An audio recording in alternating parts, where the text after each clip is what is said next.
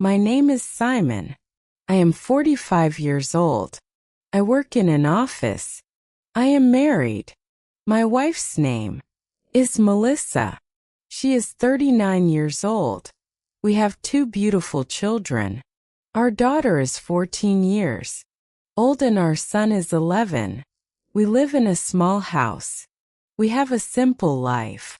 Every morning, I go to work and every evening I come back home. Melissa cooks dinner and the children talk about school. We eat together and watch TV. Sometimes we laugh and sometimes we are tired. But we are a family. I always thought my life was stable. I never thought it could break. One evening, I sat alone at the kitchen table. The house was very quiet. Last month everything felt normal. But now I felt something was wrong. I closed my eyes and tried to rest. The next day I came home from work feeling very tired and sick. I had a bad cough for 3 days and my chest felt heavy. I had little energy at work. My coworkers looked at me and said I should see a doctor. I knew they were right, but I kept saying I was fine. When I entered the house, my wife Melissa was in the kitchen. She was cooking dinner. Melissa looked at me and asked if I had a bad day at work. I nodded and told her I felt sick and tired. She listened carefully and then told me I had to see a doctor. She said my cough sounded bad. I did not want to argue with her, so I agreed and said I would go the next day. A few minutes later, our children came home from school. They laughed and ran to their room and their voices filled the house. I watched them and smiled. Then I looked at Melissa. She looked calm and kind as always. She took care of the children and the house every day. At that moment I felt safe. I did not know how fragile my life really was. The next morning, I went to the clinic. The doctor examined me. He told me I needed a chest X-ray. After the test, he looked serious. The doctor said I had pneumonia. He told me I needed to go to the hospital right away. I did not want to stay in the hospital, but my body felt weak and my cough was getting worse. So I agreed. At the hospital, they gave me a bed near the window. I tried to read a book, but I could not focus. Then the door opened and a nurse came into the room. She called my name and I answered. Her name was Holly.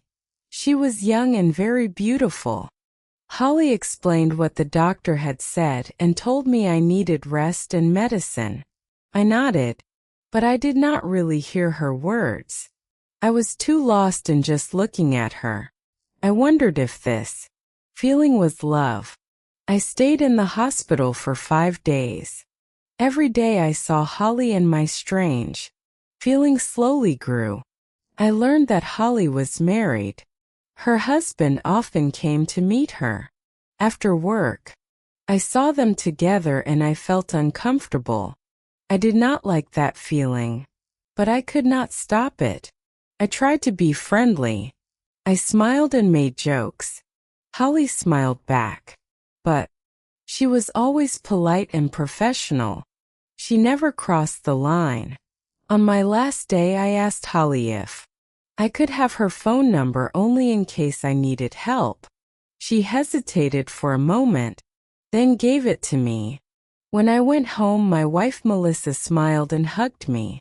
The children were happy to see me. Everything looked normal, but inside my mind I kept thinking about Holly.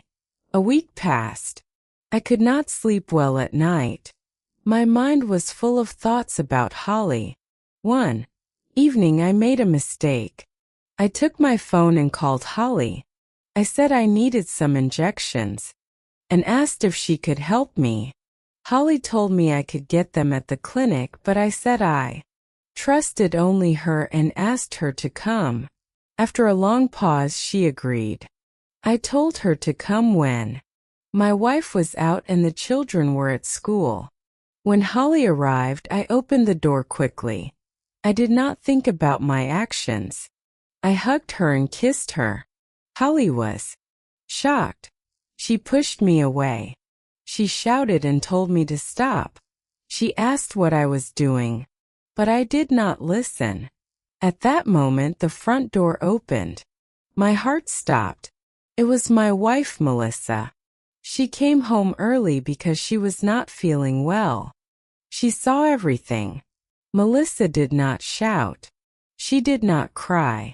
She helped Holly fix her clothes and told her she could leave. After Holly left, Melissa looked at me. She said there was no need to explain. She said she would take the children and leave. Everything was over. I wanted to speak, but she was already packing. I said nothing. After that day, my life slowly fell apart. The house felt empty without Melissa and the children.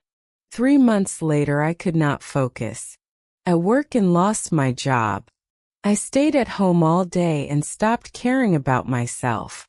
1 year later, my health became very bad. I was back in the hospital again. It was the same hospital where I had met Holly before. When I arrived, I looked around and hoped to see Holly. I asked about her, but no one knew where she was. It seemed that she had moved to another place or to another hospital. I felt sad. I wished I could see Holly one more time. I stayed in bed for many days. The doctor told me that my condition was serious. I knew I did not have much time left. I knew I was dying. One night, I lay very still on the bed.